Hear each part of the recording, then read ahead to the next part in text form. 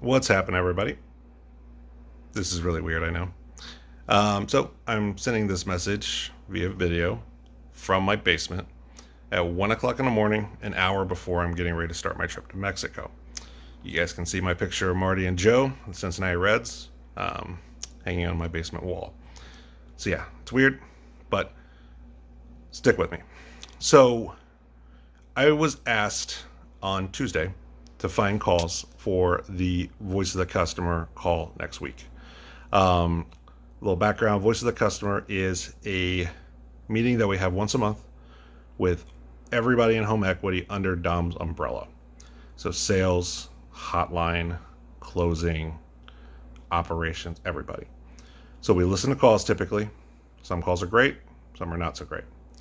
This time they asked for something a little different, to where they wanted us to pull the calls from our marketing hotline and find LO calls of how the customers were being greeted when they're calling off the letters.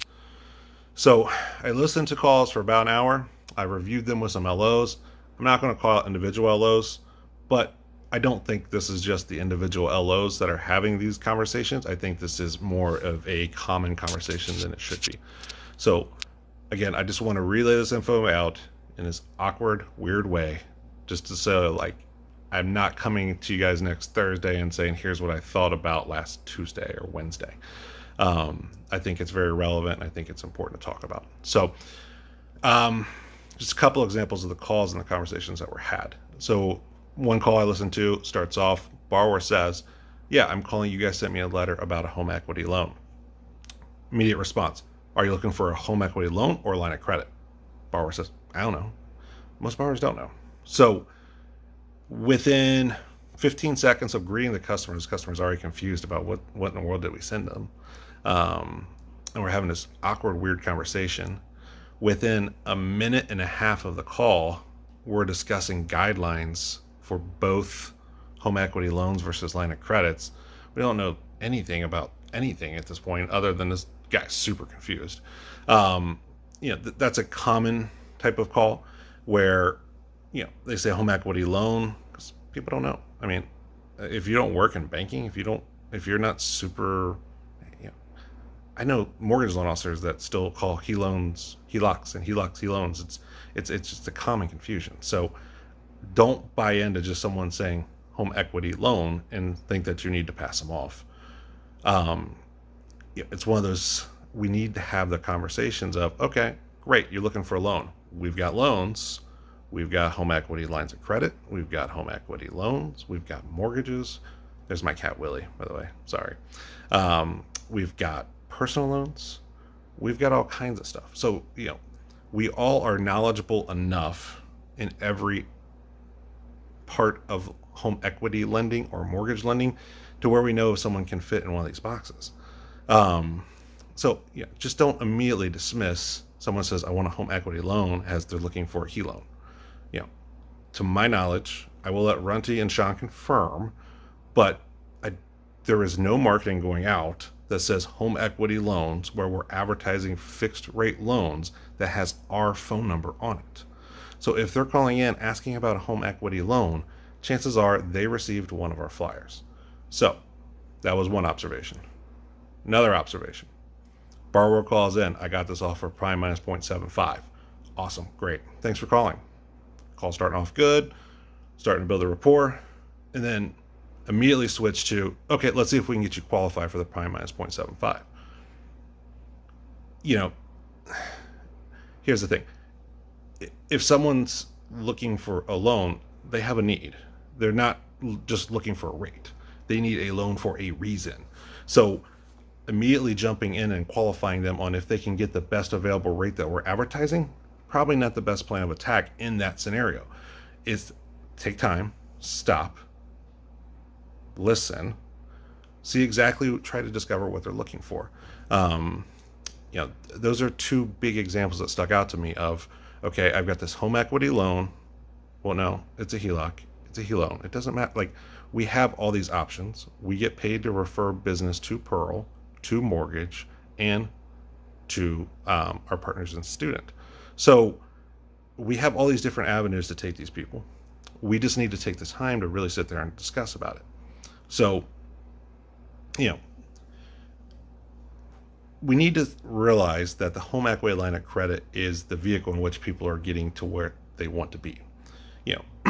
This is a crazy example, but think about someone who puts a pool. So I'm going to pick on Ryan because I know Ryan, and I know most of you probably know, Ryan had an in-ground pool put at his house, I believe, last year. So talking to Ryan, I know that he's got an in-ground pool that's got a black wrought iron fence, and it's got arborvitae plants, has a privacy screen behind it. So I know he talks about it quite a bit.